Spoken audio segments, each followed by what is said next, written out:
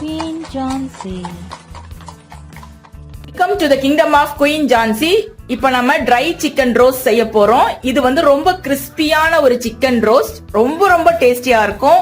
யார் வேணாலும் சாப்பிடலாம், ஈவன் பேலியோ காரங்க கூட சாப்பிடலாம். இதுல ஒரு ஆச்சரியமான விஷயம் என்னன்னா, இதுக்கு வந்து நம்ம யூஸ் பண்றது மூணு பொருள் தான், சிக்கன் இல்லாம உப்பு இல்லாம.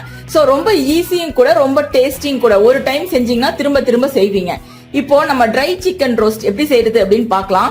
இப்போ நான் 1 கிலோ சிக்கன் போட்டு செய்யறேன், அதுக்கு உண்டான மெஷர்மெண்ட் சொல்றேன். இத பொறுத்த வரைக்கும் கொஞ்சம் ஷ்ரிங்க் ஆகி சின்னதாயிரும் பீஸ், ஆனா ரொம்ப டேஸ்டா இருக்கும். சின்னதாகிறதுனால கொஞ்சம் அதிகமான குவான்டிட்டி போட்டாதான் நமக்கு வந்து போதுமா இருக்கும். இப்ப 1/2 கிலோ சிக்கன் போட்டு செஞ்சோம்னா அது ஒரு 1/4 கிலோ அளவுக்கு சுண்டி போயிடும்.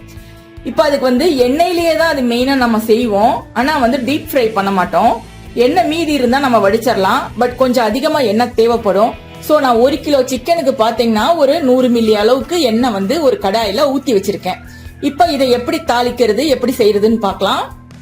இப்போ எண்ணெய் வந்து நல்லா காஞ்சிருச்சு. இதுல நான் ஜிஞ்சர் கார்லிக் பேஸ்ட் ஒரு 4 ஸ்பூன் அளவுக்கு ஆட் பண்றேன்.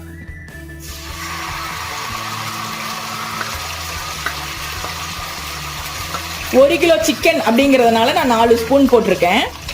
4 ஸ்பூன் வலிய டீஸ்பூன் தான், பட் வலிய எடுத்திருக்கேன் நான். இத வந்து நம்ம நல்லா வதக்கிக்கலாம். இப்போ இஞ்சி பூண்டு பேஸ்ட் நல்லா வதங்கிருச்சு. இதுல நம்ம 1 ஸ்பூன் பட்டை கிராம்பு தூள் அல்லது கரம் மசாலா சேர்த்துக்கலாம். இதுல 1/2 ஸ்பூன் அளவு மிளகாய் தூள் நான் சேர்க்கிறேன். இது நீங்க காரத்துக்கு தகுந்த மாதிரி அட்ஜஸ்ட் பண்ணிக்கலாம், உங்களுக்கு வேணும்னா கொஞ்சம் அதிகமா கூட சேர்த்துக்கலாம். இப்போ நல்லா எல்லாம் வதங்கிருச்சு. இதுல நம்ம சிக்கனை ஆட் பண்ணிக்கலாம். பாத்தீங்கன்னா சிக்கனை வந்து நான் சின்ன பீஸா போட்டு வச்சிருக்கேன். ஆல்மோஸ்ட் பாத்தீங்கன்னா போன்லெஸ் சிக்கனா இருந்ததுன்னா நமக்கு நல்லா இருக்கும் இது செய்யறதுக்கு.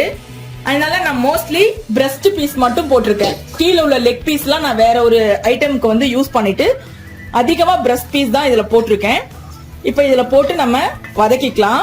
சிக்கன் கலர் சேஞ்ச் ஆகுற வரைக்கும் நம்ம அப்படியே மிக்ஸ் பண்ணி விடணும். ஒரு டைம் செய்து கொடுத்துட்டீங்கன்னா உங்க குழந்தைங்க ரொம்ப விரும்பி கேட்பாங்க. சிக்கன் 65 மாதிரி தான் இருக்கும், ஆனா சிக்கன் 65ல பாத்தீங்கன்னா நம்ம அந்த அஜினமோட்டோலாம் ஆட் பண்ணாதான் அந்த ரியல் டேஸ்ட் வரும். அதெல்லாம் ஆட் பண்ணா நமக்கு பிடிக்காது. பட் அதை விட டேஸ்டான ஒரு டிஷ் இது. சிக்கன் 65 மாதிரியே தான் கிறிஸ்பியா இருக்கும்.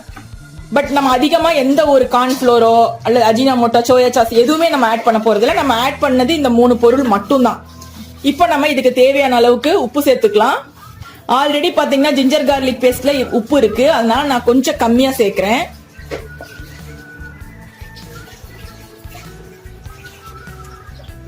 சேர்த்து நம்ம வதக்கிக்கலாம்.